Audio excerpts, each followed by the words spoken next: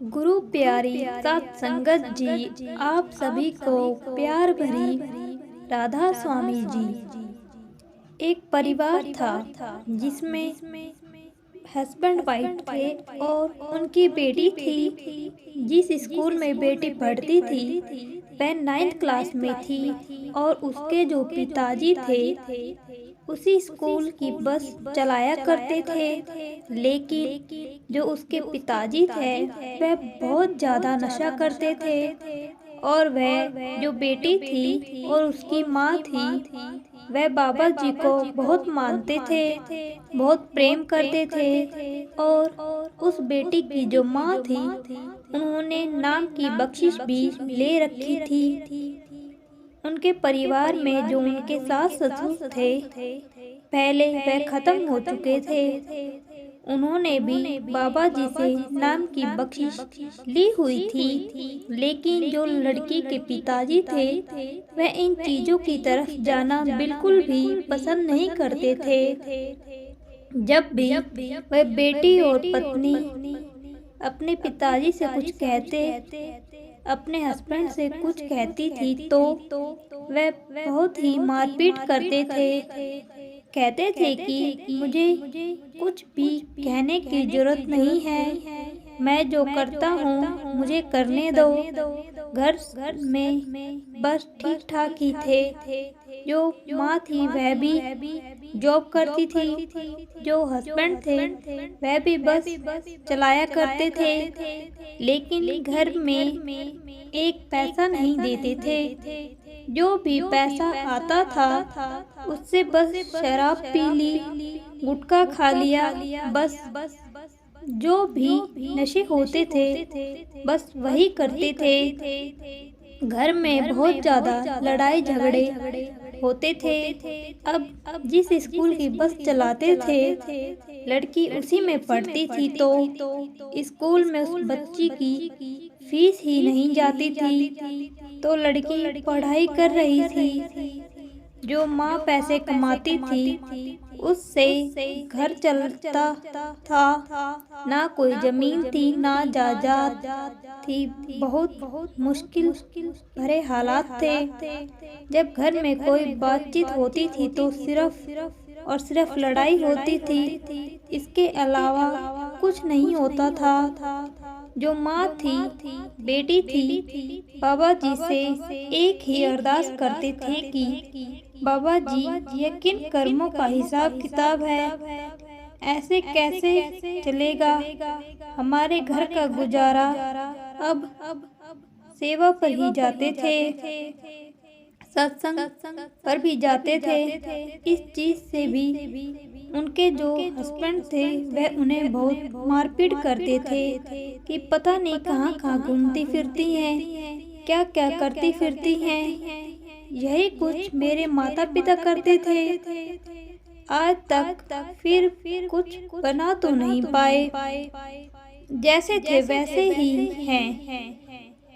तुम माँ बेटी जहाँ जाती हो वहाँ जाने से क्या कुछ मिलेगा, लेकिन एक ही बात कहती थी, मिले ना मिले जो मिला है वह बहुत है। बस ऐसे ही टाइम निकलता जा रहा था। धीरे धीरे वह भाई था जो बस चलाता था उसका नशा बढ़ता गया। वह जो गुटखा खाता था उसको भी बहुत ज्यादा उसने खाना शुरू कर दिया। जब भी अब घर में खाना खाता तो उसकी वाइफ एक ही बात कहती कि अब तो आपका जो मुंह है वह बहुत ही कम खुलता है, आपसे अच्छे से खाना भी नहीं खाया जाता। इतना गुटखा आप क्यों खाते हो, इतनी शराब आप क्यों पीते हो, आप अपने बेटे की तरफ क्यों नहीं देखते, हमारी तरफ क्यों नहीं देखते। क्या फायदा आपको कमाई करने का कि सारा का सारा पैसा आप नशे में ही लगा देते हो। रोती थी और उससे बात करती थी, पर जब भी बात कुछ कहती तो वह भाई बस मारा पीटा ही करता था। बहुत बुरे हालात हो गए। धीरे धीरे टाइम गुजरता गया। उस भाई के मुंह में जख्म हो गए। जब जख्म हुए तो डॉक्टर के पास दवाई लेने के लिए गया तो डॉक्टर ने सलाह दी कि यह तो जो तुम गुटखा खा रहे हो, एक दिन यह तुम्हारी बहुत बड़ी परेशानी बन सकती है। अभी भी तुम्हारे पास टाइम है। यह जो जख्म हो रहे हैं यह सही नहीं है। अभी तो इस चीज की स्टार्टिंग हुई है। हम दवाई देते हैं, ठीक हो जाएगा। लेकिन जो हालात नजर आ रहे हैं, इसे देखने के लिए तुम्हारा जो मुंह है वह भी पूरी तरह से खुल ही नहीं रहा। अभी समझ जाओ, अच्छे रहोगे। कोई असर नहीं हुआ। दवाई लेकर घर आ गया। दवाई खाता रहा, कोई फायदा नहीं। गुटखा भी खा रहा, शराब भी पी रहा। अब वह जो जख्म थे दिन ब दिन बहुत ज्यादा होते गए। जब ज्यादा हो गए तो खाना पीना भी मुश्किल हो गया। अब इतना पैसा भी नहीं कि कहीं बड़े डॉक्टर के पास दिखाए। अब जब वह भाई डॉक्टर के पास गया, उसकी वाइफ भी गई तो डॉक्टर ने देखकर उनकी वाइफ को एक बात कही, यह जो मुंह में जख्म हुए हैं और जिस तरीके के हमें लक्षण दिख रहे हैं, यह और सिर्फ कैंसर के हैं और बहुत ज़्यादा इस समय इस भाई की हालत खराब है। इसका अब कुछ नहीं हो सकता। अगर आपको इलाज करवाना है तो फलानी जगह हम आपको बता देते हैं, वहाँ जाकर आप इसका ट्रीटमेंट करवा सकते हो। वहाँ पैसे भी आपके कम लगेंगे क्योंकि वह गरीबों की मदद करते हैं। अब वहाँ पर लेकर उस भाई को चले गए। सारे टेस्ट हुए। टेस्टों में वही बीमारी आई जो डॉक्टर ने पहले ही बता दी थी। वह भाई दिन ब दिन सूखता गया। मुंह का कोई भी हाल नहीं, खाना पीना भी कुछ नहीं। वाइफ भी रोती, बेटी भी रोती। इतने बुरे होने के बावजूद भी मालिक से एक ही अरदास करते कि बाबा जी इनको ठीक कर दो, एक बार इन्हें ठीक कर दो। लेकिन कर्मों का हिसाब किताब हर किसी को देना पड़ता है। जब हॉस्पिटल के सारे टेस्ट किए तो डॉक्टर ने कहा कि हालात बहुत ज़्यादा खराब हैं, लेकिन हम फिर भी इसका ऑपरेशन जरूर कर देते हैं। लेकिन इस चीज़ की हमें कोई गारंटी नहीं ले सकते क्योंकि टाइम ही बहुत कम है। आप बिल्कुल आखिरी टेस्ट पर आए हैं। इसका कोई इलाज ही नहीं है। शुरू में आते तो शायद हम कुछ कर लेते, लेकिन अब तो बहुत ज़्यादा ही हालात खराब हो चुकी है। लेकिन चलो फिर भी हम इसका ऑपरेशन करते हैं। जब ऑपरेशन किया तो ऑपरेशन करते करते ही उसका जो जबड़ा था वह एकदम से अलग हो गया क्योंकि अंदर कुछ नहीं था। बीमारी इतनी ज़्यादा फैल चुकी थी कि ऑपरेशन तो हो गया लेकिन उसका कोई फायदा ही नहीं हुआ। डॉक्टर ने बाहर आकर कहा कि आप अपने मरीज से मिल सकते हैं, सिर्फ आपके पास 1 से 2 घंटे हैं। जब यह बात उसकी वाइफ ने सुनी तो आंखों में सिर्फ और सिर्फ आंसू थे। अंदर जाकर देखा तो उस भाई का जबड़ा ही साथ नहीं था। देखो कर्मों का हिसाब किताब। बहुत रोई लेकिन उस भाई को कुछ भी एहसास नहीं हो रहा था। 2 घंटे बाद उसकी मौत हो गई। बहुत ही दुख का टाइम था। वह बॉडी को लेकर घर आ गए। जो भी उसका क्रियाक्रम था, जो भी करना था सब कुछ किया। ना मालिक से शिकवा किया, ना कोई गिला। बस एक ही शिकायत थी, वह उसे अपने आप से कि बाबा जी यह उसके कर्मों का हिसाब किताब नहीं था, ये मेरे कर्मों का हिसाब किताब था। शायद अगर मेरे अच्छे कर्म होते तो यह दिन मुझे नहीं देखना पड़ता। बेटी भी रोई। परिवार वालों ने सभी ने साथ दिया और हौसला दिया, सारा कुछ ठीक हो जाएगा। 2-2.5 महीने तक जो परिवार वाले थे, उनको जो उनके रिश्तेदार थे, राशन पानी भी देते रहे। जो उस लड़की के मामा थे, नानी थी, उन्होंने भी बहुत साथ दिया। अब जिस स्कूल में पढ़ती थी, पहले तो उसके पिताजी बस चलाते थे तो फीस जाती ही नहीं थी, तो स्कूल वालों ने भी फीस लेनी शुरू कर दी।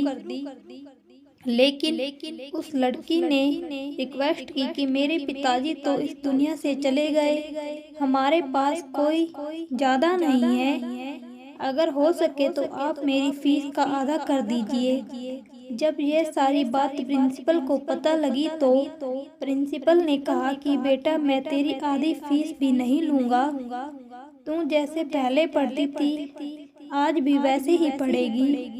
कोई बात नहीं। लड़की बहुत खुश हुई और उदास भी। आकर माँ को बताया तो माँ ने सिर्फ और सिर्फ शुक्राना किया अपने गुरु के आगे। सब कुछ होने के बावजूद भी ना सेवा छोड़ी, ना सत्संग छोड़ा, बस मालिक को एक ही बात कही कि जो आपको अच्छा लगे आपने वही किया। ऐसे ही समय गुजरता गया। उस लड़की ने अपनी एंट्री कर ली। इंटर के बाद जब घर पर बैठ गई तो अपनी माँ से कहने लगी कि माँ, अब आगे तो मैं कोर्स तभी कर सकती हूँ जब मेरे पास पैसा होगा। तो माँ ने कहा, कोई नहीं बेटा, मैंने भी कुछ पैसे जोड़े हैं, मैं तुझे कोई जरूर करवाऊंगी। उसने अपने मायके में बात की, ऐसे ऐसे बेटी को कोर्स करना है। तो मायका परिवार बहुत अच्छा था। उन्होंने कहा, बिल्कुल चिंता मत करो, इस बेटी का कोर्स हम लोग करवाएंगे। अगर बाबा जी एक रास्ता बंद करते हैं तो 10 रास्ते भी खोल देते हैं। सभी ने मिलजुल कर उस बेटी को कोर्स करवाया। जब उस बेटी का कोर्स करवाया तो उसका बहुत अच्छी जॉब मिल गई। लेकिन उस लड़की ने एक बात सभी रिश्तेदारों को बोली थी। अपनी नानी को, अपने मामा को एक बात कही थी कि जिस दिन मामा मैं अपने पैरों पर खड़ी हो गई ना, जितने पैसे आपने लगाए हैं ना, मैं एक एक वापस करूंगी। उस समय उसके मामा ने उसे गले से लगा लिया और कहने लगे, बेटा, यह तू क्या कह रही है? तू तो हमारी जान है, तुझसे पैसे लेंगे हम कभी नहीं। ऐसे ही उस बेटी ने अपनी कामयाबी को हासिल किया और एक अच्छी पोस्ट पर वह जॉब करने लगी। काफ़ी अच्छी उसे सैलरी मिलने लगी। पूरे घर को संभालने लगी, अपनी माँ को संभालने लगी और अपनी माँ से कहने लगी, कभी भी शादी नहीं करूँगी। कभी भी माँ कहने लगी, बेटा क्यों? उस लड़की की आंखों में सिर्फ और सिर्फ आंसू थे। वह लड़की कहने लगी, माँ, अगर पिताजी जैसा मुझे जीवन साथी मिल गया, नशे करने वाला जीवन साथी मिल गया, तो भाई हालात मेरी होगी जो आपकी हुई। तो माँ की आंखों में भी आंसू आ गए। माँ ने कहा, बेटा, यह क्या सोच रही हो? इतने बुरे कर्म हमने नहीं किए। तू तो बाबा जी की बेटी है, सब कुछ अच्छा हो। जब भी संडे को सत्संग होता था तो माँ बेटी सेवा पर जरूर जाती थी। अपने सेंटर पर एक दिन वह सेवा पर गई थी तो वहाँ पर और भी बहुत सी सत्संग आती थी। वहाँ पर एक बीवी हमेशा से आती थी और उससे हमेशा बातचीत भी करती थी। एक दिन वह बीवी उस लड़की की माँ को अपने पास बुलाकर कहने लगी कि आप मुझे माँ बेटी बहुत अच्छी लगती हो। बहुत मन से सेवा करती हो। आपकी बेटी की क्या पढ़ाई पूरी हो गई? क्या करती है? माँ ने सारा कुछ बताया कि ऐसे ऐसे वहाँ जॉब करती है। उस दिन उस बीबी ने कोई बात नहीं की। सारी उस लड़की की इंफॉर्मेशन ले ली कि क्या काम करती है, क्या रहती है, क्या करती है। फिर सारा जो भी बायोडाटा था वह निकलवाया। सभी ने उस लड़की की बहुत ज़्यादा तारीफ की। जहाँ पर काम करती थी वहाँ पर भी बहुत तारीफ की। जब अगला संडे आया तो फिर वह बीबी उस लड़की की माँ से कहने लगी कि बहन जी, आप आज मैं आपसे कुछ कहना चाहती हूँ। लड़की की माँ कहने लगी कि हमें क्या कहना है आपको? तो वह बीवी कहने लगी, मुझे आपकी बेटी बहुत पसंद है और मैं आपकी बेटी का रिश्ता लेना चाहती हूँ मेरे भांजे की तरफ। तो वह जो लड़की की माँ थी वह कहने लगी कि बहन जी, आप हमें घर परिवार से बहुत अच्छी दिख रहे हो। आपके सामने हम कुछ भी नहीं है। पूरी स्टोरी बताई अपनी, तो हम तो आपको कुछ दे ही नहीं सकते। तो आप हमारी बेटी का रिश्ता लेकर कल को आपको कोई परेशानी ना हो। तो वह बीवी कहने लगी कि हमें कोई परेशानी नहीं होगी, मैं अपने भांजे से बात करूंगी, फिर मैं आपसे मिलती हूँ। सारी बात हुई, थोड़ा टाइम निकला, उस बीवी ने अपने भांजे से बात की।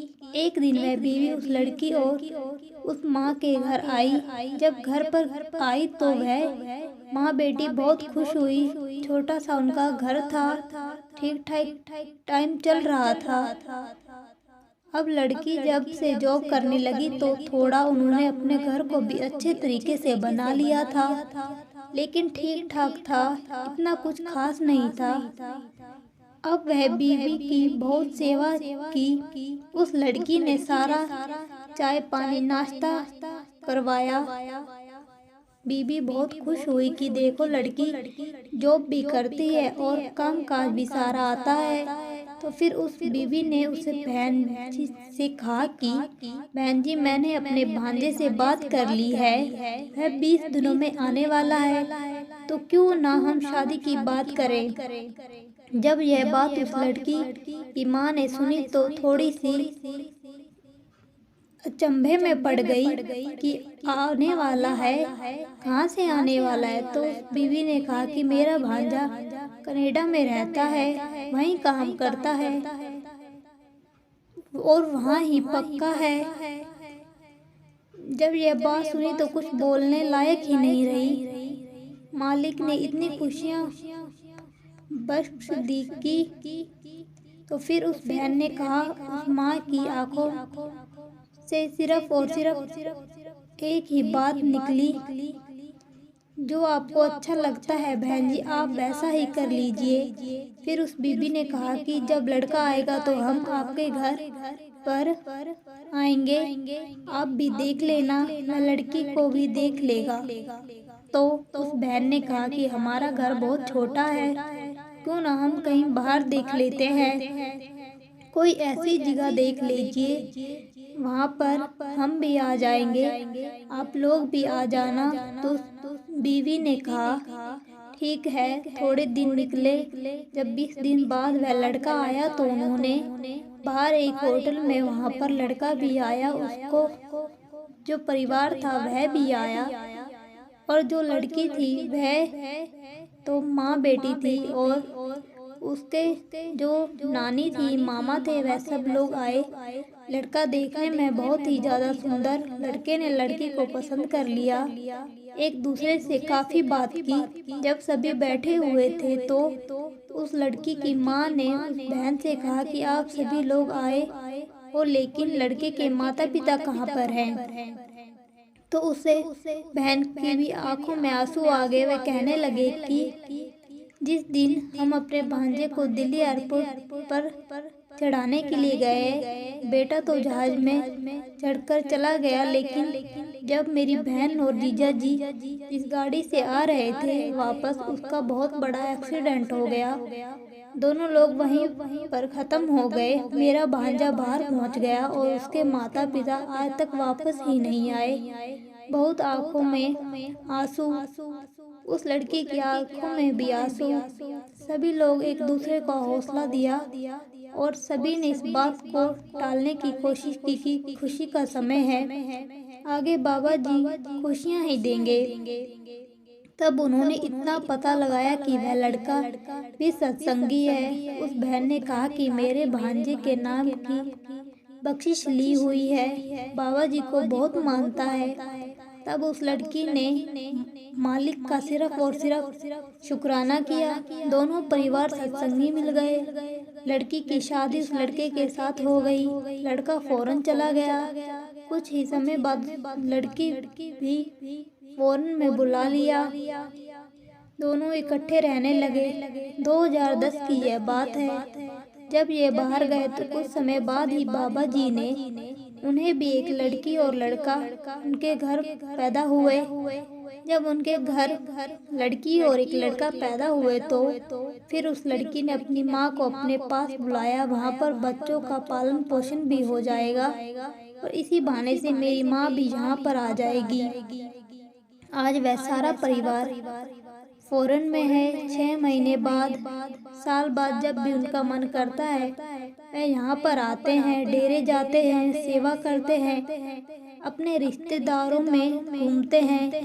जिस लड़की की फीस देने के लिए भी पैसे नहीं थे, आज वह लड़की डॉलरों में खेल रही है। देखो बाबा जी के रंग। लेकिन उस लड़की की एक ही उम्मीद है, जो एक ही उस लड़की को लगता है कि वह सबसे कहती है कि जिंदगी में कभी भी नशा मत करो, क्योंकि जो नशा है वह घरों के घर बर्बाद कर देता है। कभी कभी उसको यह पाना भी मुश्किल हो जाता है। मेरी माँ पर बाबा जी की बहुत दया मेहर थी, बहुत हौसला था, लेकिन शायद अगर उस टाइम कोई और होता तो हम माँ बेटी भी शायद आज इस दुनिया में नहीं होते। लेकिन मेरी माँ ने मुझे बहुत संभाला, मैंने अपनी माँ को संभाला। आज मैं यहाँ तक पहुँच गई। करने कराने वाला तो वह मालिक है। वह कैसे अपनी रूहों को अपने पास बुलाता है और क्या से क्या कर देता है, ये हमें एहसास भी नहीं होता। इससे सीख लेने वाली बहुत बड़ी बात है कि कभी भी जिंदगी में नशा नहीं करना चाहिए, क्योंकि नशा जिंदगी को बर्बाद ही करता है, घर भी बर्बाद कर रख देता है। नशा एक ऐसी चीज है कि हमें यह भी नहीं पता लगता कि कौन हमारी बेटी है, कौन बेटा, कौन हमारी पत्नी, कौन रिश्तेदार, क्योंकि नशे में यह सबको भूल जाता है। इसलिए हम इन चीज़ों से दूर रहना चाहिए और सिर्फ मालिक पर भरोसा कर रखना चाहिए, क्योंकि मालिक हमेशा साथ ही देते हैं। अगर हमारा दिल साफ है तो मालिक भी अच्छा ही करते हैं। अगर आपको साखी अच्छी लगी हो तो सब्सक्राइब करें। राधा स्वामी जी।